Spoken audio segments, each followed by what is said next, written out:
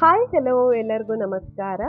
ಇವತ್ತಿನ ಈ ವಿಡಿಯೋದಲ್ಲಿ ಈ ಬೇಸಿಗೆಗಾಲಕ್ಕೆ ಪರ್ಫೆಕ್ಟ್ ಆದ ಒಂದು ಶರ್ಬತ್ ಅಥವಾ ಜ್ಯೂಸ್ನ ರೆಸಿಪಿಯನ್ನು ಹೇಗೆ ಮಾಡೋದು ಅಂತ ನೋಡೋಣ.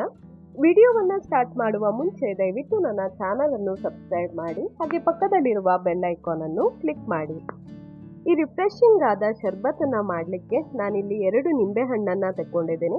ಈ ನಿಂಬೆಹಣ್ಣಿನ ರಸವನ್ನು ಒಂದು ಮಿಕ್ಸಿ ಜಾರ್ನಲ್ಲಿ ಹಾಕ್ಕೊಳ್ತಾ ಇದ್ದೀನಿ. ನಿಂಬೆಹಣ್ಣನ್ನು ನಿಮ್ಮ ಟೇಸ್ಟ್ನ ಅನುಗುಣವಾಗಿ ಹೆಚ್ಚು ಕಡಿಮೆ ಮಾಡಿಕೊಂಡು ಹಾಕ್ಕೊಳ್ಬೋದು. ಇದರ ಜೊತೆಗೆ ನಾನಿಲ್ಲಿ 1 ಕೈ ಹಿಡಿಯಷ್ಟು ಪುದೀನವನ್ನು ಹಾಕ್ಕೊಳ್ತಾ ಇದ್ದೀನಿ. ಫ್ರೆಶ್ ಪುದೀನ ಸಿಕ್ಕಿದ್ರೆ ತುಂಬಾನೇ ಒಳ್ಳೆಯದಾಗ್ತದೆ. ಹಾಗೆ 1 ರಿಂದ 2 ಟೇಬಲ್ ಸ್ಪೂನ್ ಅಷ್ಟು ಸಕ್ಕರೆಯನ್ನು ಹಾಕ್ಕೊಳ್ತಾ ಇದ್ದೀನಿ. ಸಕ್ಕರೆಯ ಬದಲಿಗೆ ಜೇನುತುಪ್ಪವನ್ನು ಕೂಡ ಹಾಕ್ಕೊಳ್ಬೋದು.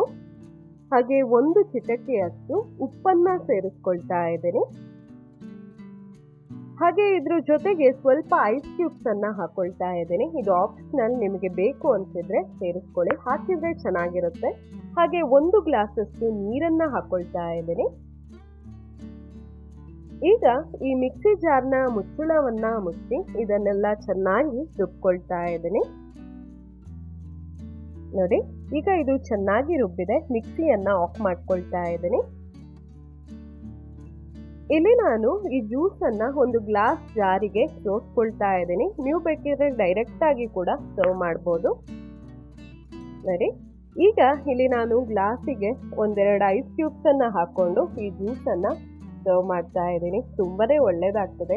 ಈ ಬೇಸಿಗೆಗಾಲದಲ್ಲಿ ಏನಾದ್ರೂ ತಂಪಾಗಿ ರಿಫ್ರೆಶಿಂಗ್ ಆಗಿ ಕುಡಿಬೇಕು ಅನ್ನಿಸ್ತಾನೆ ಇರ್ತದೆ.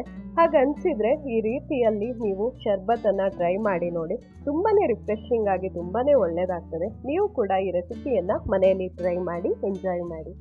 ಇಲ್ಲಿಗೆ ನನ್ನ ಇವತ್ತಿನ ಈ ವಿಡಿಯೋವನ್ನ ಮುಗಿಸ್ತಾ ಇದ್ದೇನೆ. ಇನ್ನು ನಾವು ಸಿಗುವ ಮುಂದಿನ ವಿಡಿಯೋದಲ್ಲಿ. ಅಲ್ಲಿಯ ತನಕ ಟೇಕ್ ಕೇರ್.